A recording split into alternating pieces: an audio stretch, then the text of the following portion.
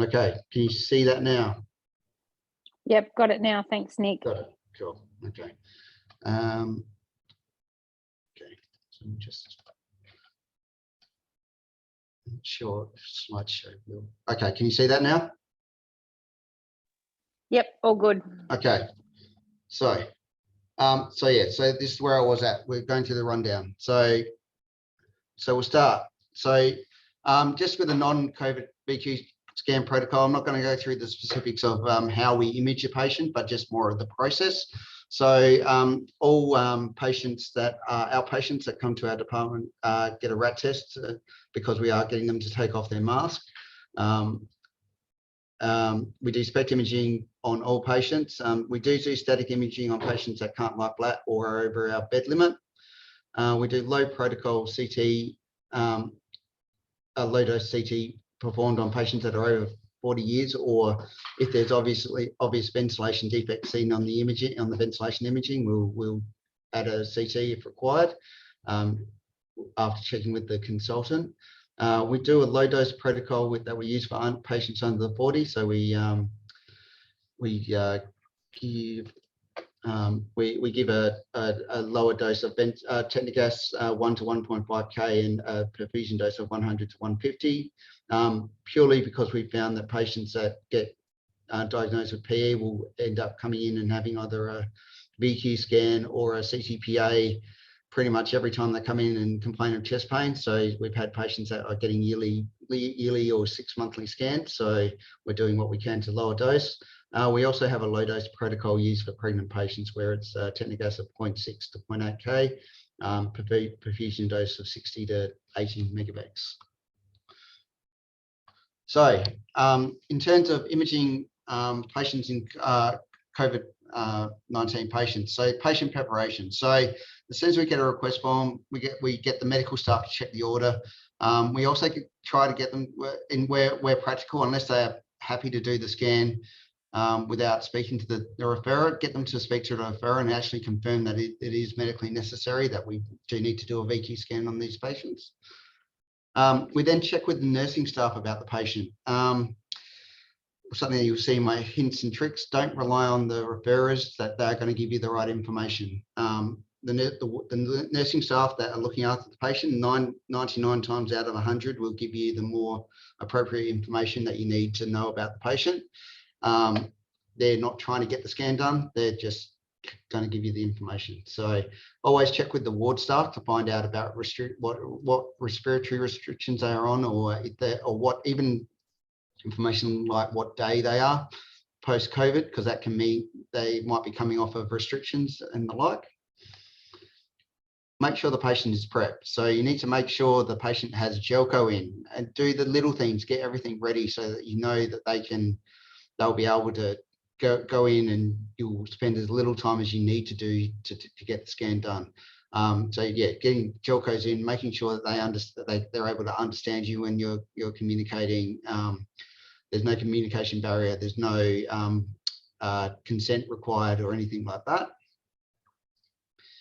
And arrange a time for the patient to attend the department. So the reality is, when we're doing VQ scans now, especially on patients that are respiratory precautions, but in particular COVID patients, we can't just leave half an hour to 45 minutes and do a VQ scan in that time for these patients. We need to make sure we've got plenty of time. We need to make sure that the room's ready to receive them and these type of things. So you need to organise your timing to get the patient down. You can't have these patients sitting around waiting, or you can't necessarily squeeze them in between patients as we would in the years past. So room preparation. So remove everything that is not required in the room. When we were setting up our protocol, we were talking with the CT department, and they basically said anything that's not bolted down, you take out of the room. And anything that's not required, you take out of the room. So this is a picture of our scan room that we use to do all of our 99% of our VQs, our COVID-19 or respiratory patients in. So you can see it's a pretty standard room. You've got collimator carts in there, you've got lead shields in there, you've got bins, you've got positioning aids, you've got injection trolleys, and you've got things on the wall as well. So basically you have to take everything out. You've got so this is what you have to get ready. You have to have your room with basically nothing in there. So we see that there's nothing on the walls now. We don't have trolleys in there. We don't have carts in there. What you want to do is to make life as easy as possible for when they're doing the cleaning later, and then also don't have any disposable things in there, because they will just, generally the hospital cleaners will just throw them away. And then you also need to cover equipment as well. So there's certain equipment that has to stay in there, like all your oxygen equipment and those requirements. So covering them and taping them up with a bag, keeping them in there so that you've got them there ready to use if you need to. But if you don't use them, you can take the bag off, and then it's one less thing that you have to replace afterwards. Then you set up a clear trolley. So we actually have a clear trolley in and around the department all the time that we use for all of our patients that have MROs or multi-resistant organisms. It means that you can just put your things on there. You do what you need to do in terms of injecting the patient, and then you just wipe it clean. You don't have to worry about other things being on there and potential spread. So what we do is we have the trolley in the room. We have all of our injection set up, ready to go. So flushes set up, swabs, connection tubing, whatever you need to use.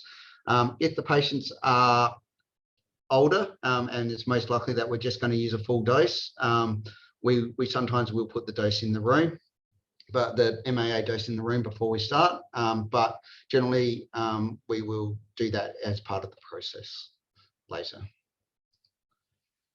And then you set up a clean area outside the room. So you need to make sure that you've got basically an area to don and doff. So you've got medical waste bin that can take your PPE once you take it off, but you also have your PPE trolley as well there that has gloves, gel, gowns, and the like of what you need to get ready to go. I will talk about PPE a bit later when we do the comparisons. So then the final one is if you're using your Technologist, make sure your Technologist only has bare requirements on there. A lot of Technologist, we do have the drawer underneath the Technologist, and a lot of departments probably in the past would have had that full of tubes and the nose pegs and everything that's required for VQs. You want to be taking all of that out because you don't want to contaminate any of it.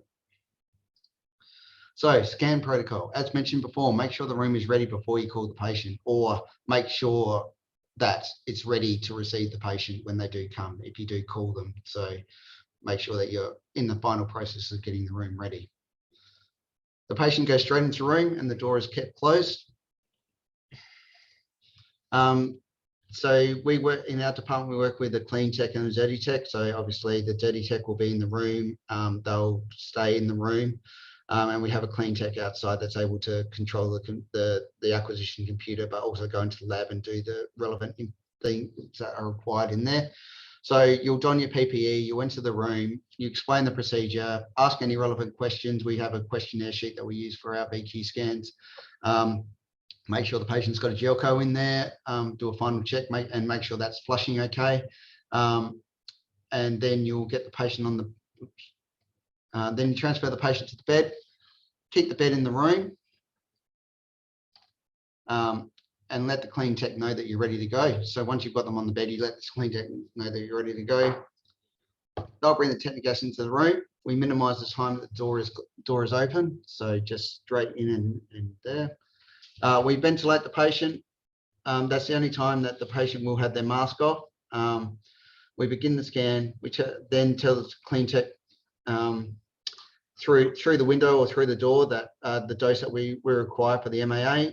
We keep the Technologist machine in the room, so we'll turn it around and face the tubing and the opening to the wall, and just keep it in the room. One less thing time that we have to open the door.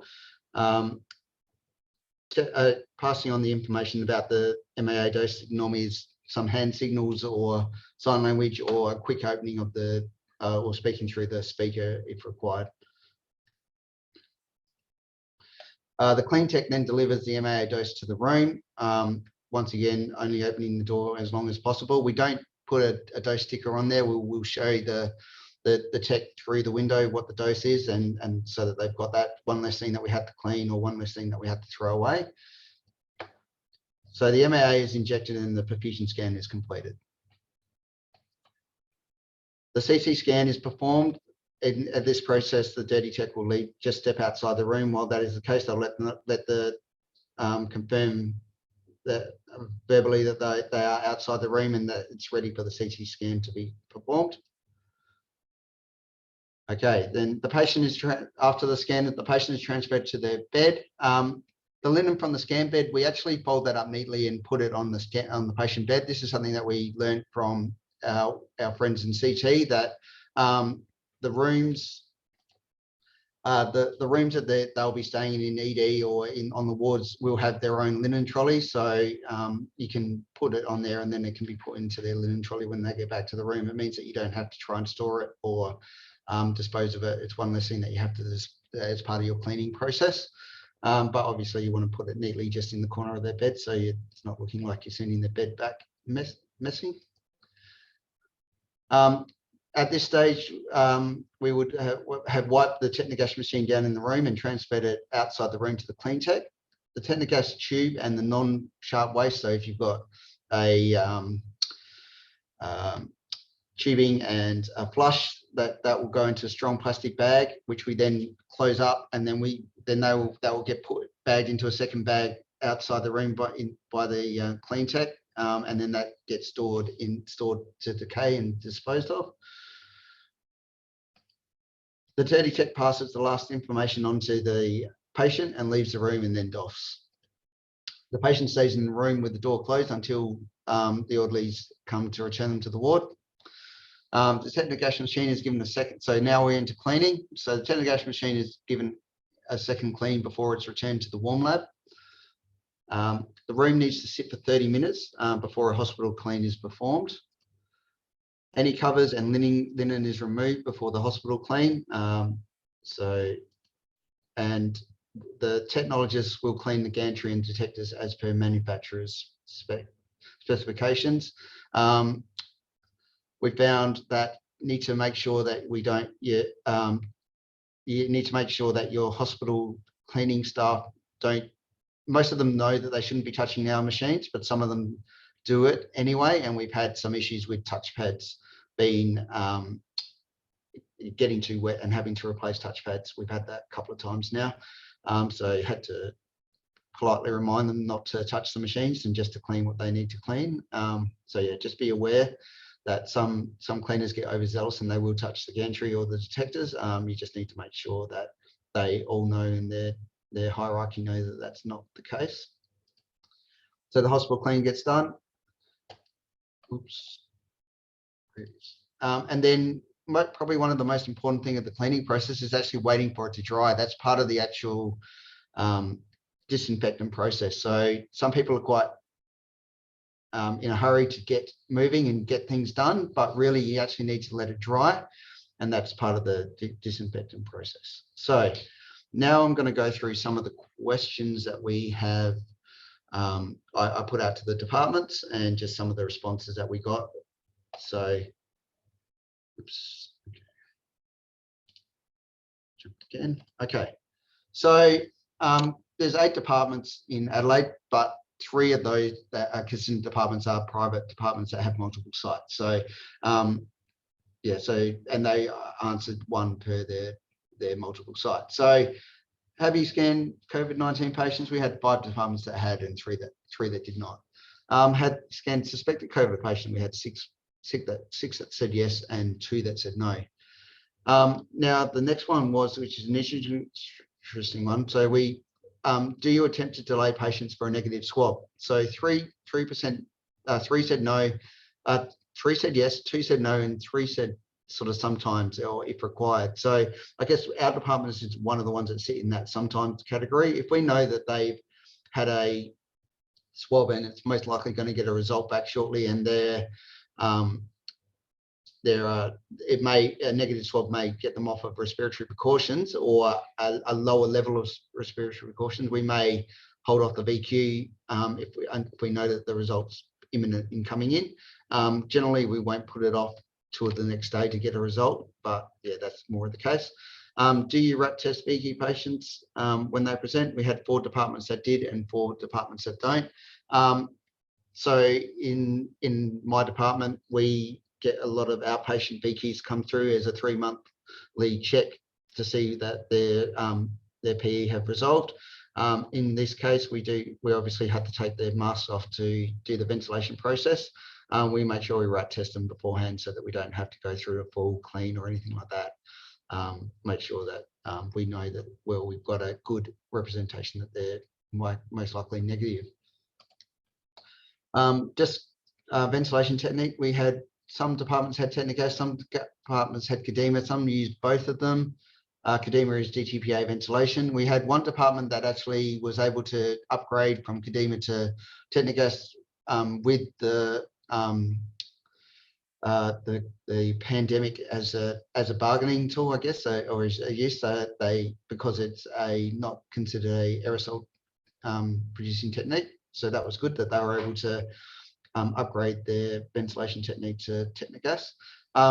The next question was, in general, would you perform low dose CT?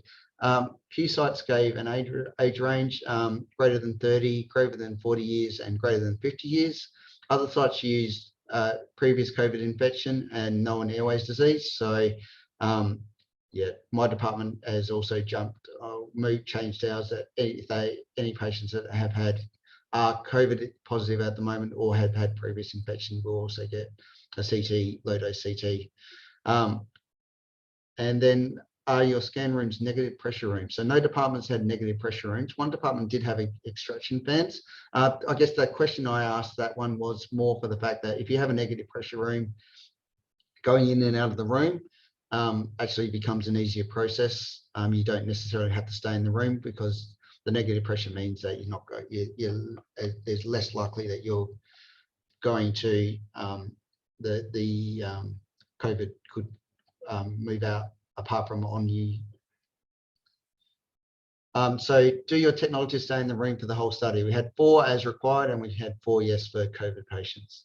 Do your departments use a dirty and clean tech? We had all 8 saying yes. We had the next question was asking about on-call. So do we have additional techs rostered on-call? We had 4 departments that said yes, 1 that said no, and 3 that were not applicable. So they would not be doing COVID patients on call. So now going to PPE. So as I said before, I'll mention this now. So I thought we'd just go through what PPE we use for non-COVID patients, then go through COVID patients. So most departments were wearing an N95 mask, goggles, a face shield, and gloves. One department had a hairnet gown and shoe covers as an optional. And then one department also had a linen gown as well as at their sites as their standard protocol for all VQs. So what PPE for COVID patients? Most had an N95 mask, goggles, face shield, gloves, and a gown. Some had hairnet, shoe covers optional, and some also had scrubs if available or optional. I think in most cases, if it's there, no one would stop someone from putting extra PPE on it if it's available. So if it's available, in some cases there's more that's optional than others.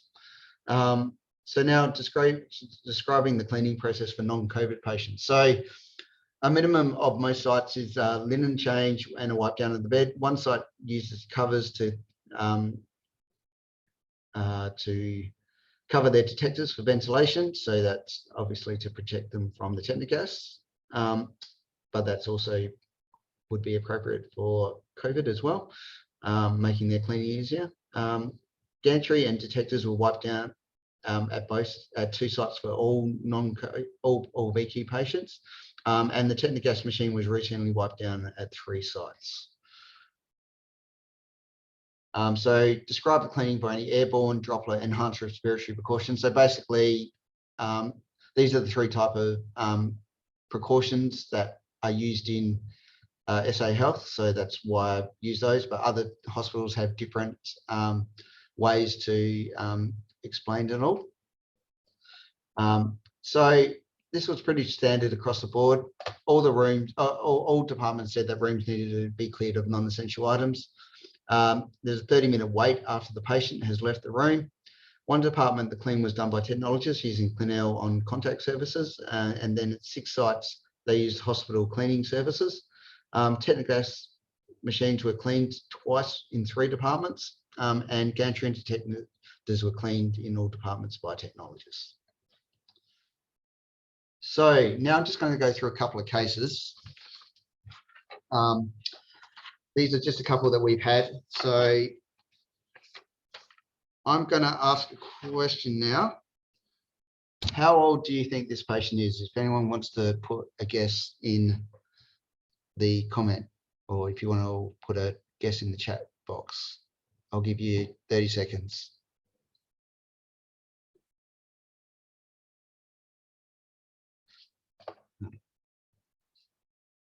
Okay, I've got a 40, 40. Any other guesses? Okay, so I've got a 20, yeah. Going on the size of the heart, young. Okay, cool. So this patient is a 25-year-old female. She had a COVID infection 1 month earlier. As you can see by the chest x-ray, the chest x-ray was normal. 1 month earlier, she's previously fit and was a runner and went for a run 4 weeks after her infection.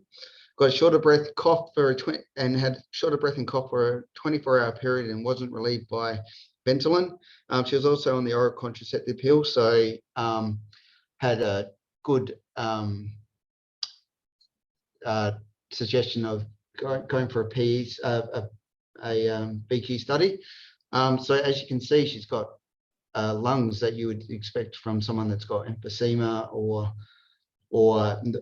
high level of pneumonia. So this is the sort of scans that you can potentially get. In saying that, we do get quite a lot that have normal ventilation out of the ones that we have done, but you can get some interesting, scary, I guess if you think about our age, of what the scans potentially look like after patients have had a COVID infection. She also had pulmonary infiltration noted on the CT, and pneumonia was seen on CT. So then our second patient.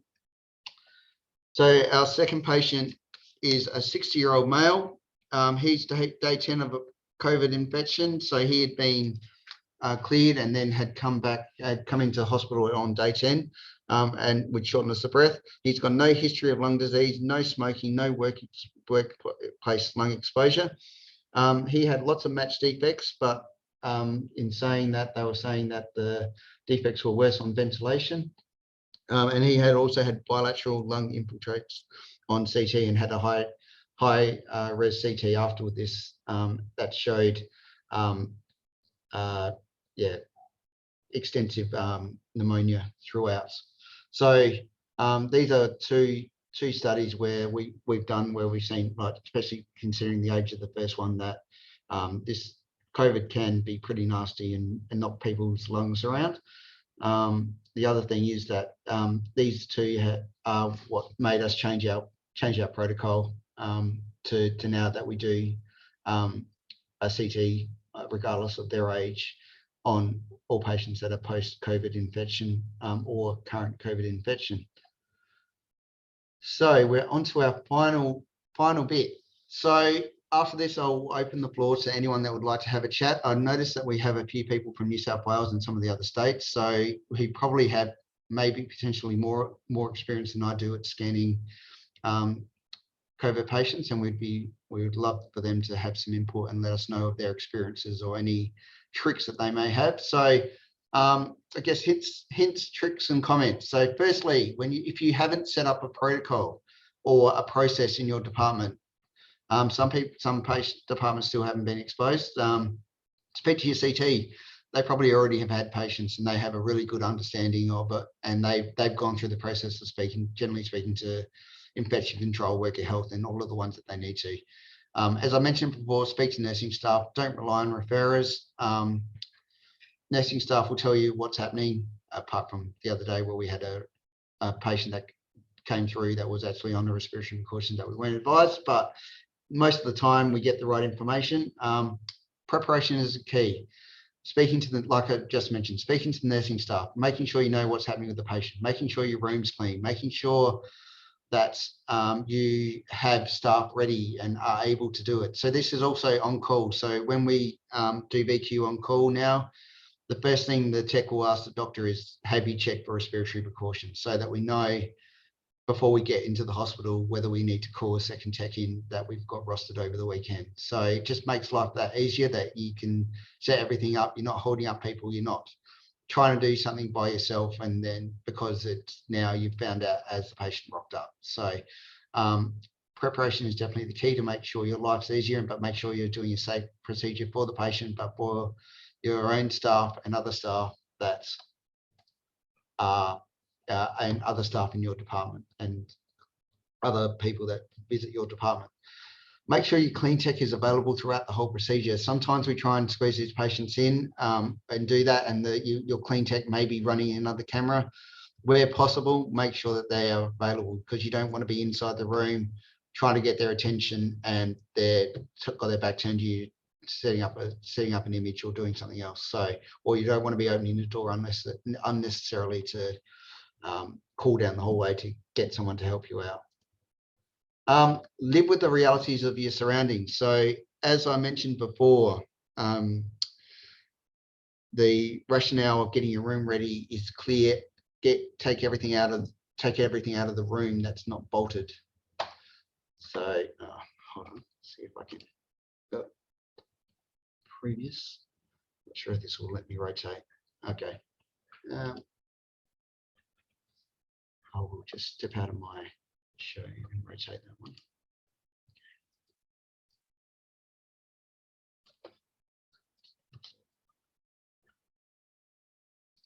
Okay, that's better.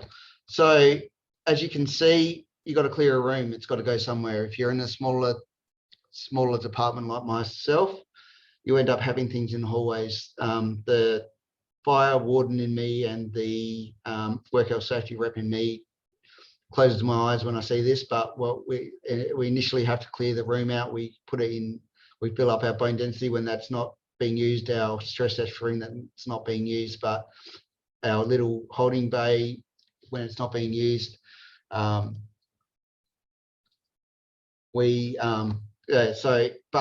in saying that, as soon as the room's ready to be used again, we fill up, we get everything back out of there. But it's just a reality of things at the moment that you just need to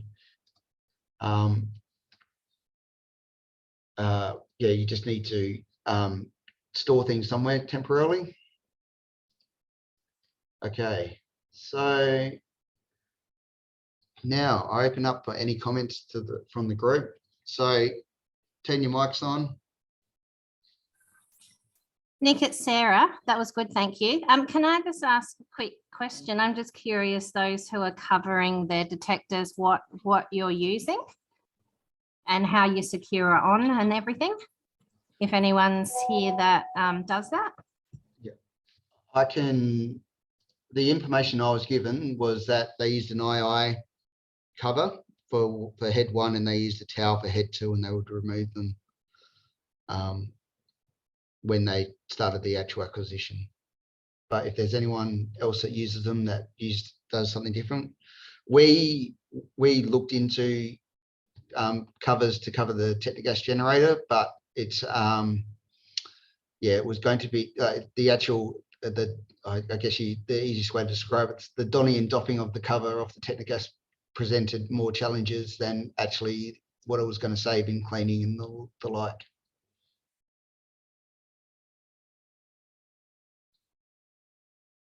Sarah, I could talk to you offline and tell you which department it is. I'm sure they won't mind.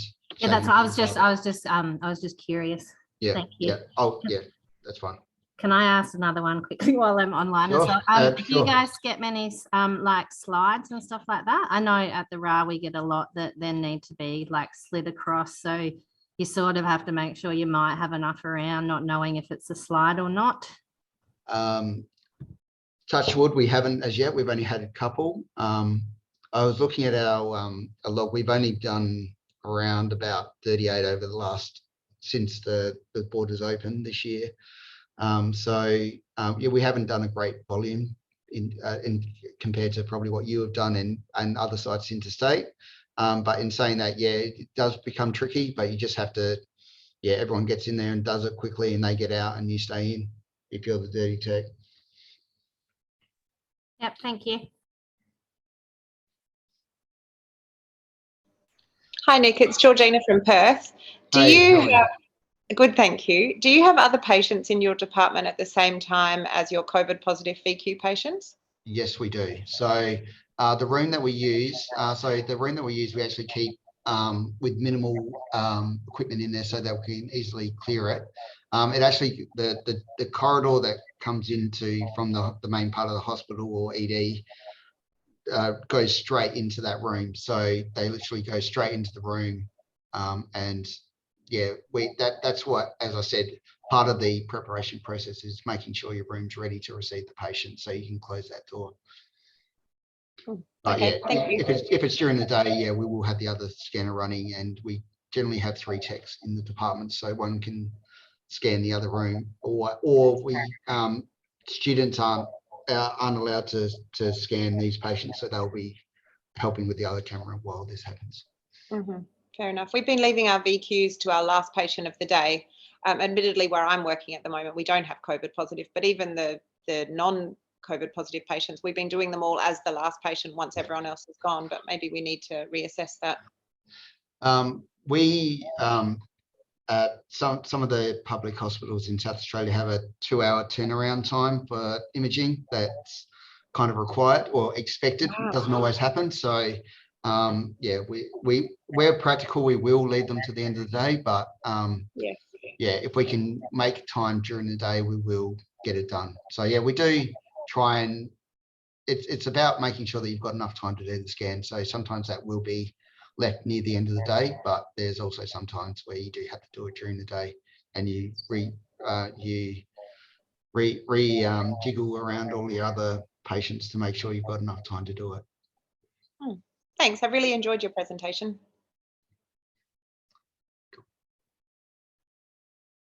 Any other questions, queries, comments? As I said, we're happy to get any hints, tips from any other departments. Hey, Nick, how many of your, it's Tracy from New South Wales, how many of your COVID patients were positive for PE? I haven't looked at those stats, so I can't tell you. No, that's all right. Just interested. Yeah. Yeah, I was going to get into that, but I ran out of time. No worries. But I guess, as I mentioned, these 2 are probably the worst of our looking ventilations, and in that case, they were the ventilation defects were worse than the perfusion defects. But we had a lot where the ventilation wasn't impacted, but I couldn't tell you the number of positive ones. Sorry. No, that's okay. Thanks, Nick. It doesn't sort of apply to me. I'm a solo tech private practice. Okay. 1 camera, makes it all of those things you've mentioned. Yeah, those sort of questions, I difficult. guess, would be interesting for someone like the Royal Adelaide, where they would have a higher number than what we have. And do they have a higher number? I'm not sure if anyone from there has a generalized knowledge of that.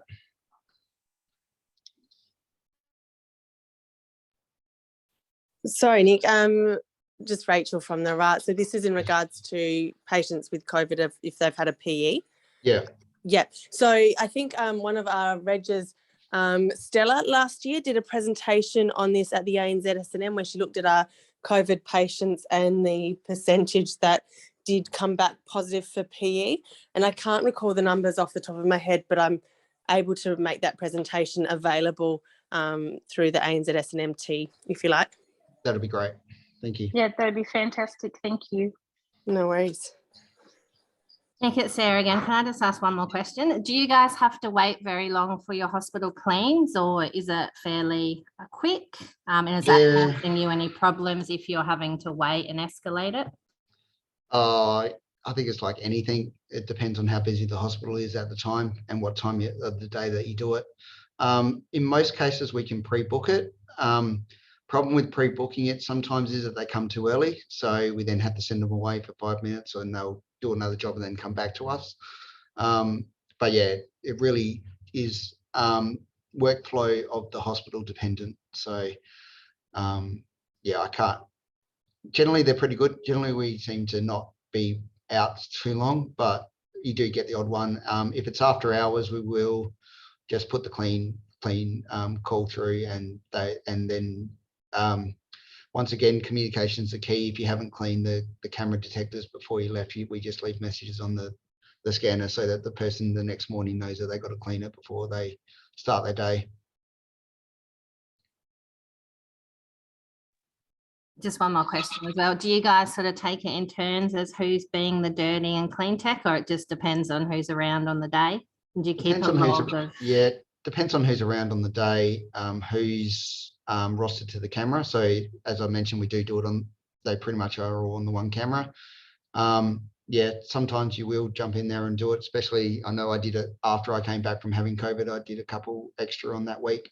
Yeah, so that's, we don't have a specific roster, but in terms of on call, we do have the backup tech, and the backup tech is the clean tech.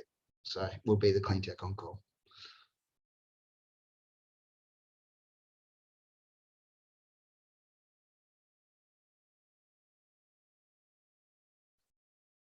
Okay, any more questions? Well, we might bring the meeting to an end. Thank you everyone for coming online. Happy to speak to anyone offline if they want to talk any further.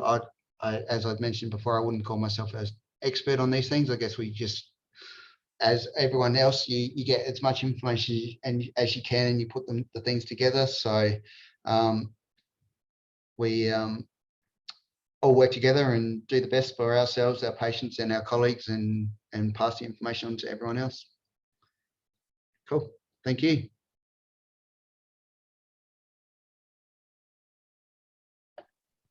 Thanks, Nick.